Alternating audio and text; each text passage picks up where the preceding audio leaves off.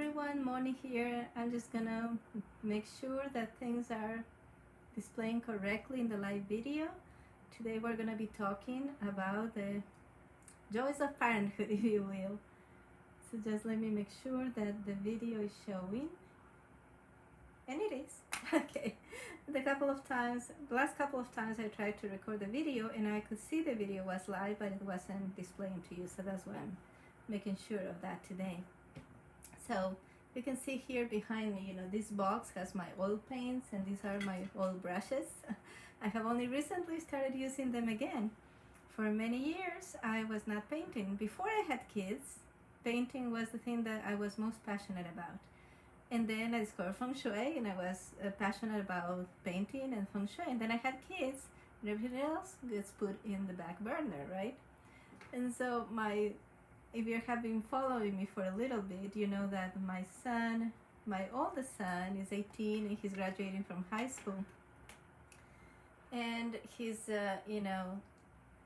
he joined the tennis team in his senior year. And then I got called something that I hadn't been called in a while. People were like, "Hello, Awan's mom. Goodbye, Awan's mom." My son's name is Awan, A-W-A-N, which is a Native American name that means someone, right? And so, when he was first born, we were living in Iowa. He was a super popular baby. Like, I have rarely been seeing a baby so popular.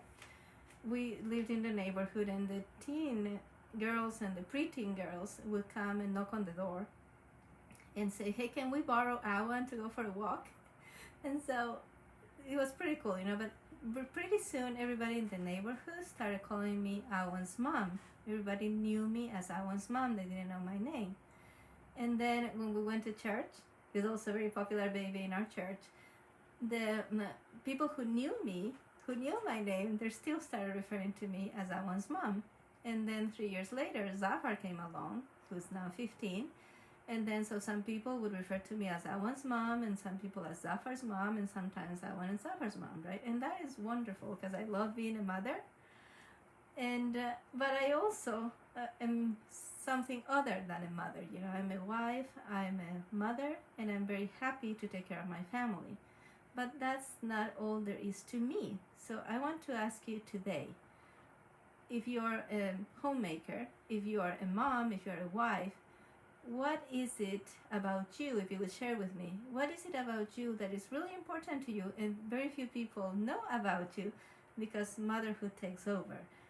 When in Feng Shui, we talk about people have life missions. Before you come into this reality, into this physical reality we call life on earth, you come in heaven, you are given life missions, things that you agree to do for yourself, and things that you agree to do for others. And how they come together, that's your destiny. Whatever life missions you have, when you have children, they become your life mission. They take priority. And during the time that you're raising them, nothing is more important than their well-being.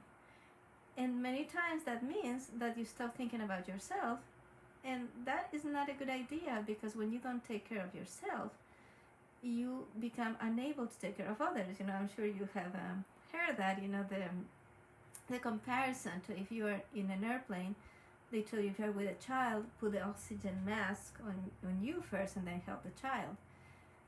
And it's similar, motherhood is kind of like that. You have to take care of yourself so you're able to take care of others. There's, I think it was 5 years after my first son was born that I remember the first time I was able to go to the bathroom when nobody was banging the door and screaming for me.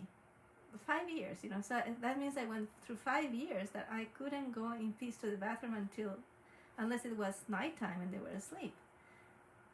And speaking of bathrooms, we are in the Feng Shui Dream Home Creation Lab, which is my membership program where you can turn your home into a dream home, one room at a time. Right now, we're talking about bathrooms. And then we're going to move on to master bedrooms. And when we're talking about bathrooms, we are talking about the functions of the bathrooms. There's 4 functions of the bathroom.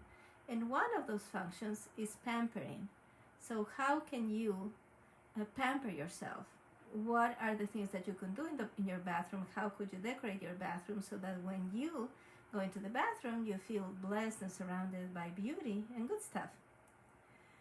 And so I would like for you to share with me, what things what were like the landmarks, like what I'm saying. For me, it was a big day, the day I was able to go to the bathroom and nobody was banging on the door. So what were those moments for you when you felt like as your children gained more independence, that gave you a little bit more independence? Because that's going to keep happening, right? Right now, my children are learning to drive. Well, can you even say children when they're 18 and 15? Because of COVID, we delayed learning to drive and all that because for a long time the DMV over here was closed. And so, the driving schools were closed. And so we're now teaching the kids to drive. And that means more independence. That means they can get a permit, they can get a driver's license, and when they have their own car and go places without us, right? I think it's a tragedy for you as a mom, for you as a parent, if as your children gain more independence, you do not gain more independence for yourself. I think that is really, really tragic, because they are going to continue with their lives. That's the order of life. The order of life is for them to become independent and move away from you as they live their own lives. That doesn't mean that they can't live close to you. That doesn't mean that you can stay emotionally close to them all your lives. But they are naturally going to become more independent and do more things by themselves. And that is the best you can hope for as a mom. As they get more independent, you need to get more independent too. And that's where Feng Shui comes in, because Feng Shui helps you arrange the home in a way that the home is your vision board, like a three-dimensional vision board, so that you can get back to the passions you had before you had children, like for me, painting, right? I put this here today because I haven't been painting often enough and I really want to do it. So what are those things that you quit doing because you had children and that you would like to get back into? And then what are those other things that you're only now discovering you like, the things that you would like to explore right now? When your home is in good shape, when your family is taken care of, when everybody's happy, then you have the time and the internal permission to do the things that you should be doing for yourself. You need to take care of yourself. You need to get passions of your own. As your children become more independent, you need to become more independent, because when you have kids, your other life missions go to the back burner. But as your kids become more independent, as they become adults, your other life missions kick back in. And you're only happy when you're moving towards fulfilling your life missions. That's the design of life, because you agreed to your life missions before coming into life. Your will is God's will. And so you need to rediscover, as your kids get more independent, you need to rediscover what those things are for you, so that as they grow older, you still have a fulfilling, passionate life to live, where you can contribute to others, where they can look back towards home, as they're going to live their own lives, turn around, look at their homes and say, wow, my parents really know how to live. I want to leave you with that today. And I want to invite you to put in love in your home, so that your home becomes more efficient, so that you can have more free time to do the things that you would love to do. Make your home into a dream home.